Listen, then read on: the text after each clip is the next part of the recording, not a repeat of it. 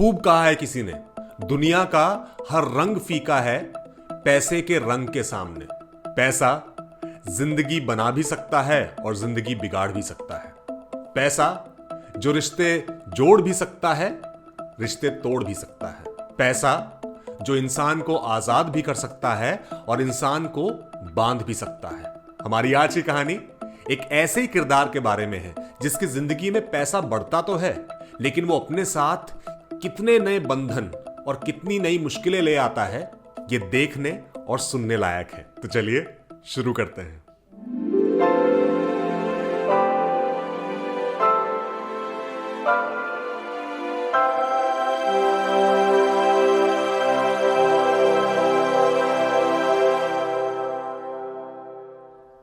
नमस्कार, मेरा नाम है रजत कुमार शर्मा और आपका स्वागत है स्टिल अ स्टोरी स्टूडियो में।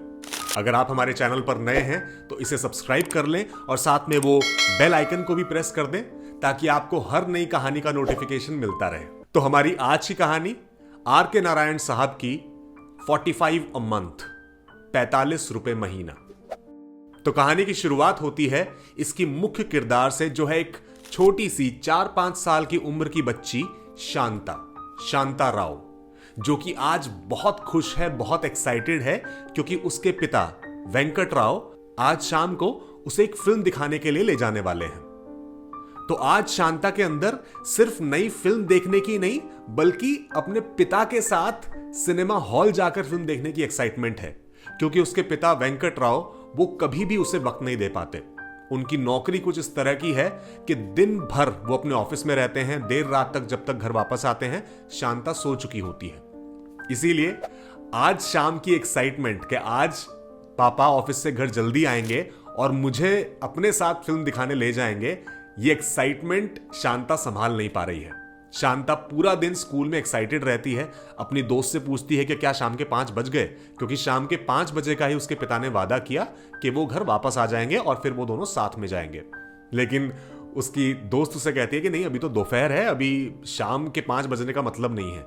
तो फिर कुछ देर बाद वो दौड़कर अपनी टीचर के पास जाती है कि टीचर 5 बज गए होंगे और मुझे घर वापस जाना है। तो उसकी टीचर कहती है कि नहीं देखो, 5 नहीं बजे हैं, तुम जरा घड़ी की तरफ देखकर बताओ कितने बजे हैं। टीचर ने उन्हें कुछ ही दिन पहले घड़ी में समय देखना सिखाया था। तो शांता ठीक से जवाब नहीं दे पाती, तो टीचर फिर पूरी क्लास से पूछती है कि अच्छा बताओ इस वक्त घड़ी में कितने बजे हैं। तो सब लोग कहते हैं 9:15, लेकिन टीचर कहती है कि नहीं देखो, तुम गलत पढ़ रहे हो, छोटी सुई जिस तरफ है वहां से शुरू करो। तो मतलब इस वक्त हुआ है 2:45। तो 5 बजने में अभी अच्छा खासा वक्त है।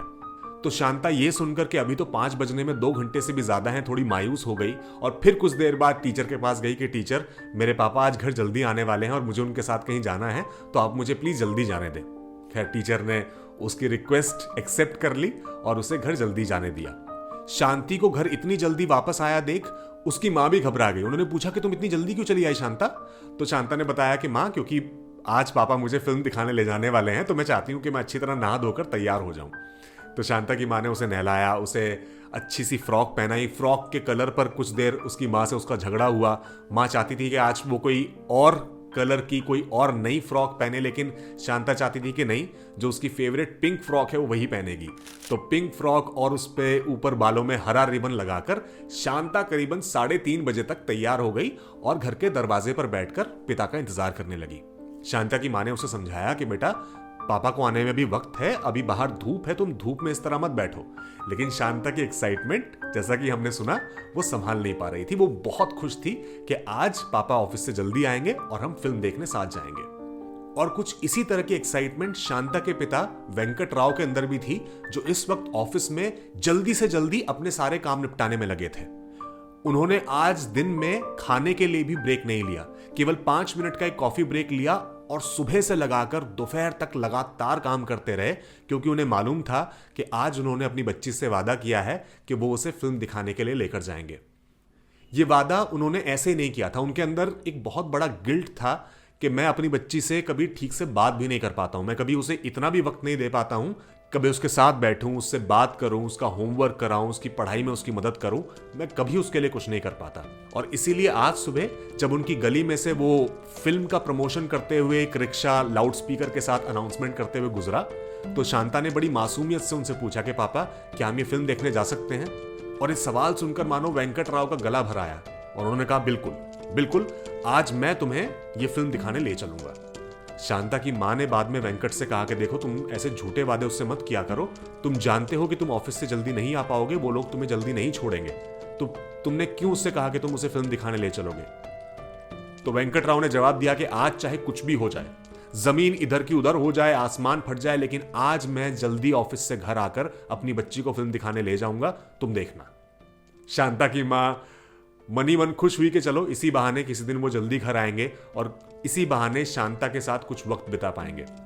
और इसीलिए वेंकट राव सुबह से अपने ऑफिस में, वो फाइनेंस डिपार्टमेंट में काम करते थे, अपनी फाइल्स क्लियर करने में, अपने बिल्स क्लियर करने में लगे हुए थे।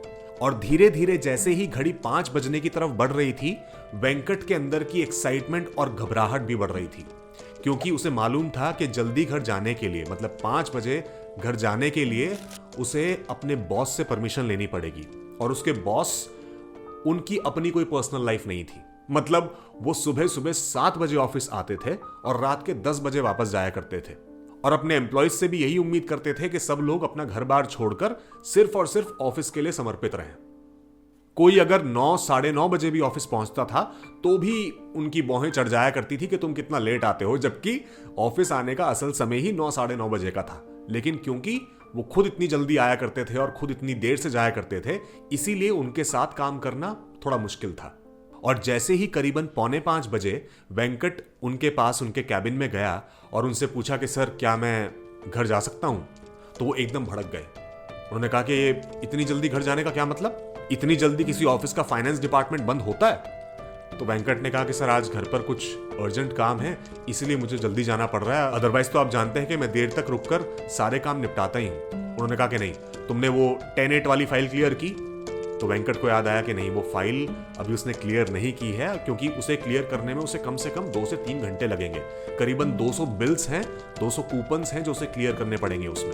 तो उसने यही बात उनसे कही कि सर, 2 से 3 घंटे लग जाएंगे, मैं घर पहुंचने में लेट हो जाऊंगा, मैं उसे कल सुबह ही आते ही कर दूंगा। लेकिन वो नहीं माने। उन्होंने कहा कि वो फाइल आज ही क्लियर होनी है, उसे क्लियर करके ही घर जा पाओगे। जाओ वापस अपने टेबल पर और वो फाइल क्लियर करके पूरा काम निपटा के मुझे वापस आकर मिलो। वेंकट ने कहा, सर, उसमें 200 कूपन्स हैं, 200 कूपन्स इतनी जल्दी नहीं हो पाएंगे। उन्होंने कहा, मुझे कुछ नहीं सुनना Venkat, now go back and complete your work. Venkat भारी कदमों और मायूस मन से वापस अपनी चेयर पर आकर बैठ गया और उसे समझ नहीं आ रहा था कि वो क्या कहे, वो क्या करे। वो चाह रहा था, उसके मन में आ रहा था कि आज वो इस नौकरी से इस्तीफा दे दे और हमेशा के लिए इस बंधन से मुक्त हो जाए। उसे लगता था, और ये बात हमेशा वो अपनी पत्नी से भी कहा करता था, कि मुझे ऐसा लगता है जैसे 40 रुपए महीना जो मेरी तनख्वाह है, इस 40 रुपए महीना में इन लोगों ने मुझे खरीद लिया है और चाहते हैं कि मेरी जिंदगी का एक एक मिनट, एक एक पल सिर्फ इनके लिए और इनके ऑफिस के काम के लिए हो। लेकिन उसके पास अब कुछ ऑप्शन था नहीं।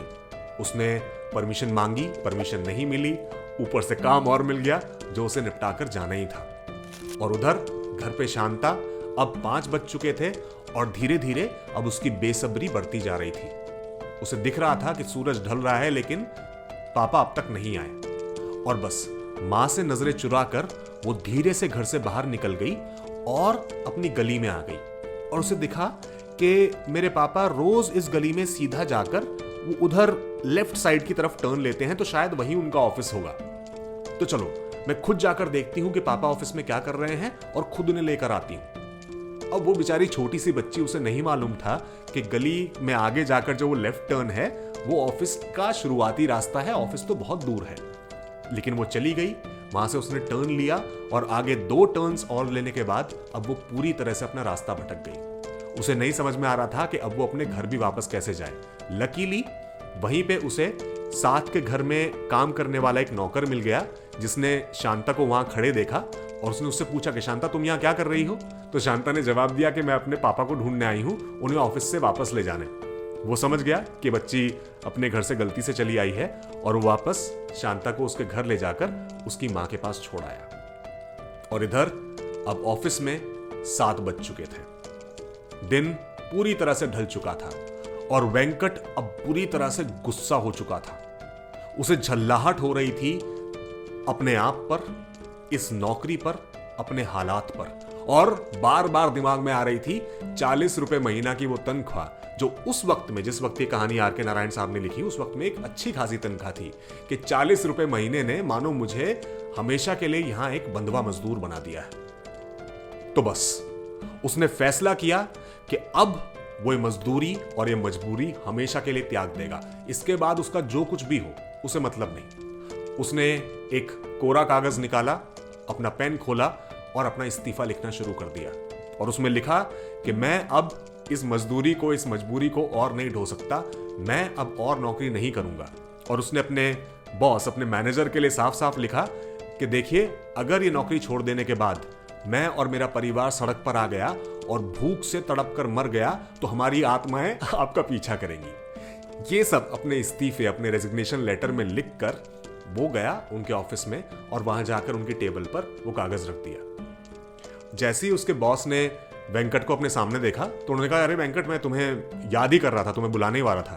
तो उसने पूछा, जी बताइए। तो उन्होंने कहा कि मेरी अभी हेड ऑफिस में बात हुई है, क्योंकि तुम्हें पिछले 2-3 सालों में कोई सैलरी हाइक नहीं मिली, तुम्हारी तनख्वाह नहीं बढ़ी, तो इस बार मैंने बहुत स्ट्रांगली रिकमेंड किया है कि तुम्हारी तनख्वाह बढ़ाई जाए और वो लोग मान गए हैं।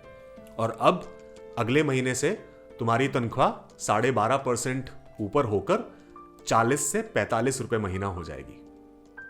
ये बात सुनकर वेंकट के चेहरे पर एक मुस्कान आ गई, मानो अब तक की सारी फ्रस्ट्रेशन, सारा गुस्सा, सारी शिकायतें ये 40 से 45 रुपए महीना सुनते ही मिट गई। क्योंकि वाकई में वेंकट को पिछले 2-3 सालों में कोई सैलरी हाइक नहीं मिला था, जो कि शायद उसके फ्रस्ट्रेशन का और भी एक कारण था कि एक ही सैलरी पर वो काम करता जा रहा था, बल्कि उसके साथ के लोग और उसके बॉस, इनकी तनख्वाह हर साल बढ़ रही थी। लेकिन इस बार ये 45 रुपए महीना सुनकर वेंकट ने चुपचाप टेबल पर से वो कागज वापस ले लिया। तो उसके बॉस ने पूछा कि क्या ये कागज किस बारे में है, क्या लिखा है इसमें? तो उसने कहा कि सर कुछ नहीं, वो 2 हफ्ते बाद मुझे 2 दिन की छुट्टी चाहिए थी, उसी की लीव एप्लीकेशन थी। तो उन्होंने कहा कि नहीं, अभी तुम्हारी तनख्वाह बढ़ने वाली है, अभी छुट्टी वुट्टी बिल्कुल भूल जाओ और मन लगाकर काम करो, जितना काम कर रहे हो उससे भी ज्यादा करना पड़ेगा। वेंकट ने हाँ में सर हिलाया और वापस अपनी टेबल पर आकर बैठ गया और वो 10-8 वाली फाइल जो उन्होंने कहा था उसे पूरी तरह निपटाकर, वो 200 कूपन्स पूरी तरह जांच कर, अपना काम सबमिट करके वापस 9 बजे घर पहुंचा। उसे देखते ही उसकी पत्नी शांता की मां थोड़ा गुस्सा हो गई, क्योंकि उन्होंने सुबह ही कहा था कि तुम बच्ची से कोई झूठा वादा मत करो, इसका दिल टूट जाएगा। लेकिन उन्हें नहीं मालूम था कि आज शाम को इतना कुछ हो जाएगा। उन्हें नहीं मालूम था कि इस नौकरी ने उन्हें इतना बेबस बना दिया है कि एक शाम जल्दी घर वापस आकर अपनी बच्ची को फिल्म दिखाना इतना बड़ा चैलेंज बन जाएगा। खैर, भारी कदमों के साथ वो घर में दाखिल हुए। उन्होंने आंखों ही आंखों में शांता की मां से माफी मांगने की कोशिश की, लेकिन शांता की मां ने उनकी तरफ नहीं देखा। फिर वो शांता के कमरे की तरफ बढ़े और उस बच्ची को अपनी पिंक फ्रॉक में और वो रिबन लगाकर सोते हुए देखकर मानो उनका दिल टूट गया। उनकी आंखें भर आई और वो फौरन अपना बैग एक तरफ रख के शांता को उठाने के लिए आगे बढ़ने लगे कि अचानक शांता की मां पीछे से आई और उन्होंने उनसे पूछा कि आप ये क्या कर रहे हैं। उन्होंने जवाब दिया कि अभी भी वक्त है, हम जाकर रात वाला शो देख सकते हैं। और ये कहकर वो शांता को उठाने लगे। शांता, बेटा उठो, शांता उठो, हमें फिल्म देखने जाना है। अब बच्ची इतनी गहरी नींद में जा चुकी थी कि उठाने की जबरदस्ती से वो रोने लगी। शांता की मां दौड़कर उसके पास आई। उन्होंने शांता को अपनी गोद में लिया और उन्हें समझाया कि अब वो जिद ना करें, वो पहले ही बहुत रो चुकी है और रोकर ही सोई है, अब दोबारा उसे जगाकर वो और उसे परेशान ना करें। शांता के पिता का सर शर्म से, गिल्ट से, एक बोझ से फिर एक बार झुक गया। तो उनकी पत्नी ने उन्हें दिलासा देते हुए कहा कि देखिए, आप ऐसे दिल छोटा मत कीजिए, ठीक है, चलिए आज जो भी हुआ, लेकिन फिर कभी आपको मौका मिले तो इसे फिल्म दिखाने जरूर ले जाना। तो शांता के पिता ने भरी हुई आंखों के साथ अपनी पत्नी से कहा कि नहीं, अब मैं इसे कभी फिल्म दिखाने नहीं ले जा पाऊंगा। तो शांता की मां ने बड़ी हैरानी से पूछा कि आप ऐसा क्यों कह रहे हैं? तो उन्होंने बताया कि अब मेरी तनख्वाह बढ़ गई है। जिन लोगों ने 40 रुपए महीना में एक शाम मुझे जल्दी आने नहीं दिया, अब उन्हीं लोगों ने बढ़ाकर मेरी तनख्वाह कर दी है 45 रुपए महीना। तो मुझे पूरा यकीन है कि अब मैं इसे कभी भी फिल्म दिखाने नहीं ले जा पाऊंगा। तो जैसा कि हमने कहानी के शुरुआत में सुना कि पैसा इंसान को आजाद भी कर सकता है और इंसान को बांध भी सकता है, तो ये वो कहानी है और शायद हम में से बहुत लोगों की कहानी है जिनके लिए पैसा बंधन है, वो जरूरतें पूरी करने का, वो जिम्मेदारियां निभाने का। और उसी तरह शांता के पिता वेंकट राव भी उन्हीं जिम्मेदारियों, उन्हीं जरूरतों की वजह से वो नौकरी नहीं छोड़ पाते और अब ये बढ़ी हुई तनख्वाह 45 रुपए महीना उनके जहन में और भी ज्यादा तकलीफ पैदा करने लगती है। आशा करते हैं कि आज की कहानी आपको अच्छी लगी। अगर हां तो इस वीडियो को लाइक कीजिए, शेयर कीजिए, अपने विचार, अपना फीडबैक कमेंट सेक्शन में लिखकर हमें जरूर बताइए और हमारे चैनल को सब्सक्राइब करना ना भूलें। और अगर चाहें तो नीचे दिए गए नंबर पर हमें सपोर्ट कीजिए। आपका थोड़ा सा कंट्रीब्यूशन भी हमारे लिए बहुत बड़ा सपोर्ट है। जल्द मिलेंगे एक नई कहानी के साथ, तब तक के लिए नमस्कार।